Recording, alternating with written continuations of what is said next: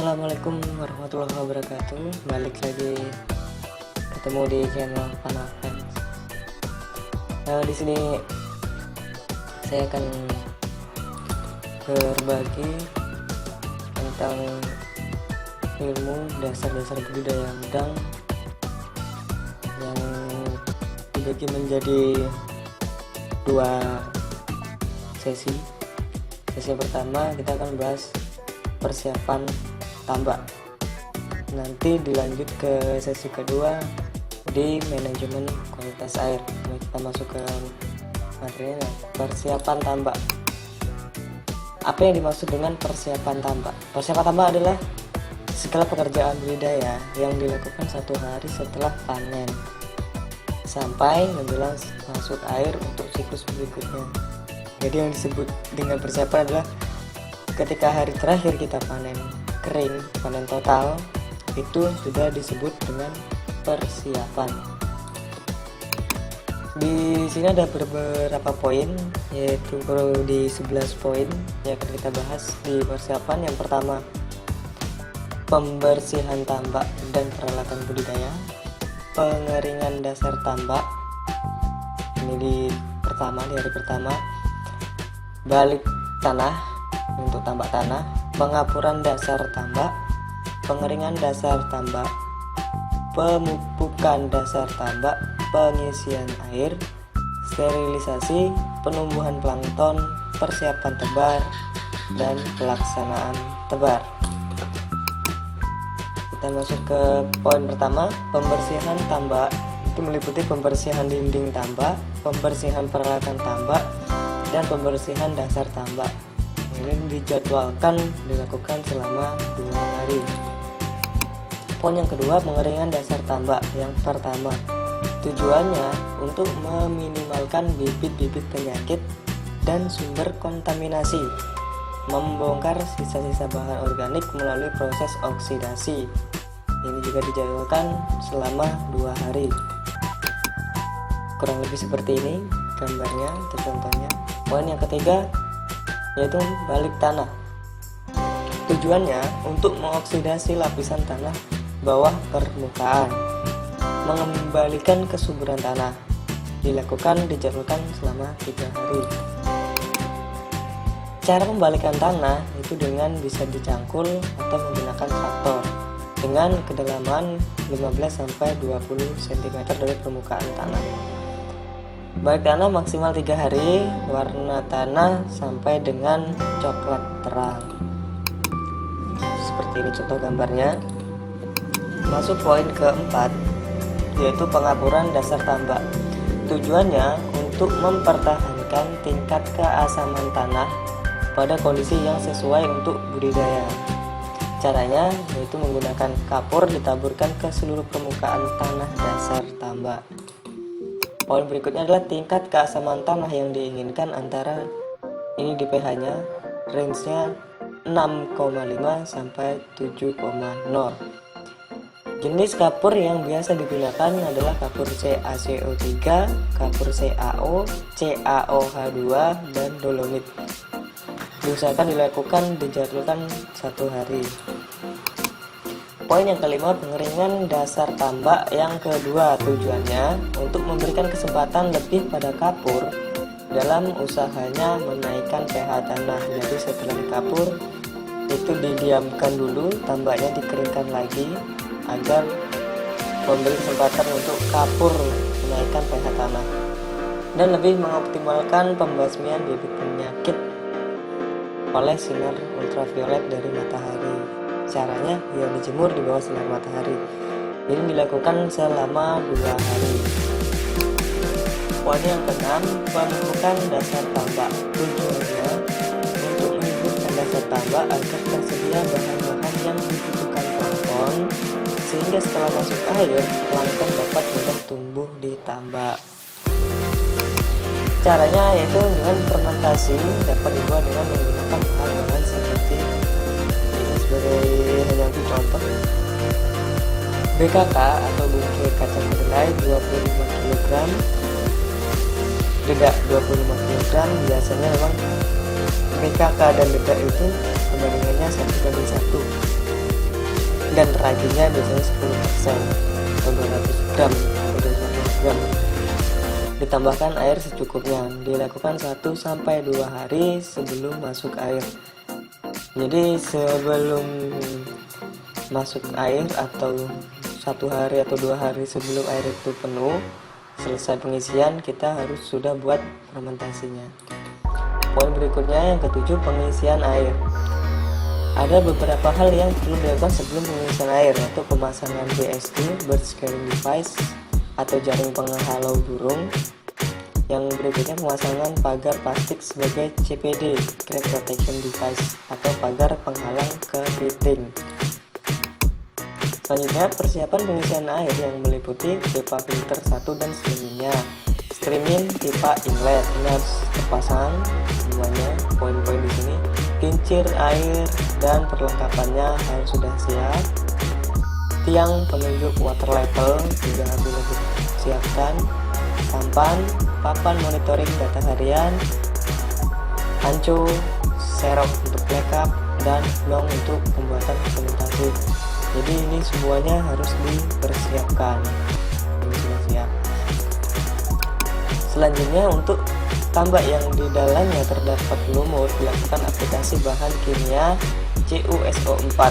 Dosis yang digunakan dihitung dengan menggunakan rumus CuSO4 dalam kurung ppm sama dengan total alkalinitas dibagi 100 ditambah 0,5 ppm. Nah, di sini CuSO4 itu kupri sulfat. Nah, kalau untuk kupri sulfat itu biasanya dosisnya itu ppm-nya kita cari dulu. Kita carinya itu dengan menggunakan rumus ini. Kita harus cek alkalinitasnya dulu, baru kita bisa tahu berapa ppm yang harus kita gunakan dosisnya untuk perairan atau untuk tambak kita. Saya berikan contoh seperti ini. Di sini misal luasan kolam kita adalah 5000 meter persegi dengan tinggi airnya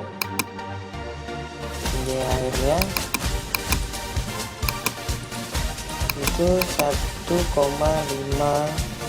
meter. Ini meter airnya.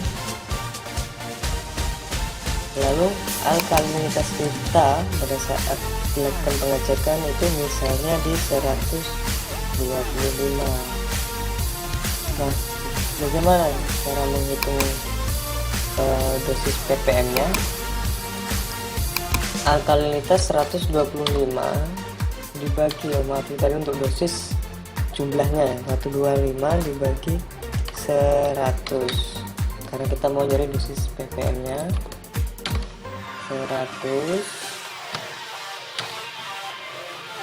ditambah 0,5. Nah, berarti dosis CuSO4 atau kupri sulfatnya itu 1,75 ppm untuk perairan kita dengan alkalinitas 125 ppm. Jadi bahan yang kita butuhkan kuprinya untuk luasan kolam 5000 adalah sama dengan luasan 5000 dikali tinggi air dalam kurung dikali dosis dibagi 1000. Nah, berarti dengan luasan kolam 5000, tinggi air 1,5 dengan alkalinitas 125, maka dosis yang harus kita gunakan adalah 1,75 ppm. Nah, untuk mencari bahannya, berapa kilo bahan yang kita butuhkan, rumusnya adalah luas kolam dikali tinggi air. Luas kolam dikali tinggi air, nah ini, dikali dosis dibagi 1000. Dia ketemu di bahan yang dibutuhkan. Jadi seperti itu cara menghitungnya. Kembali ke sini. Nah, pengisian air maksimal ini 10 hari untuk sistem modul ya. targetnya. Nah, kurang lebih contoh gambarnya seperti ini layoutnya. Selanjutnya adalah sterilisasi air. Sterilisasi air dari virus dan inang. Ini bisa menggunakan Nuvet, Nuvak, dan lain sebagainya. Yang kedua, sterilisasi air dari ikan-ikan liar, ikan-ikan predator. Ini bisa menggunakan saponin aktif 25 ppm. Yang poin selanjutnya adalah penumbuhan plankton. Plankton bisa menggunakan pupuk urea, pupuk TSP atau SP36, atau menggunakan fermentasi.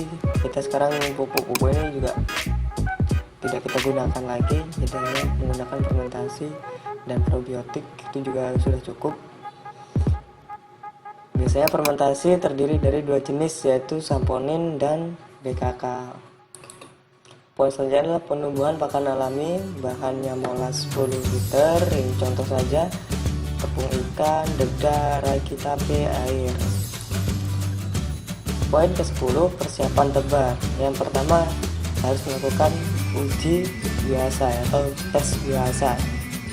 Tes biasa di sini dilakukan 2 hari sebelum kita tebar.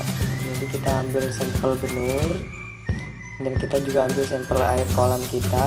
Misal kolam kita ada 10, kita ambil semua, dimasukkan dalam wadah ember, kemudian dihitung benurnya, bisa 50, bisa 20, bisa 100, dimasukkan ke ember yang sudah terisi air kolam kita, masing-masing kode kolam tadi, dan diamati selama 24 jam.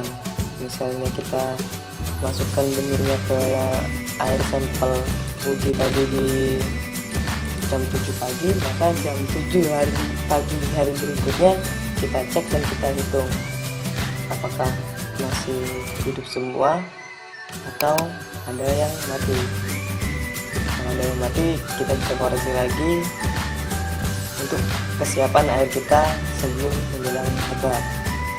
Yang kedua, kita bisa langsung cek parameter kualitas airnya. Nah, parameter kualitas air itu sebenarnya kedalaman air lebih kurang di 120 cm.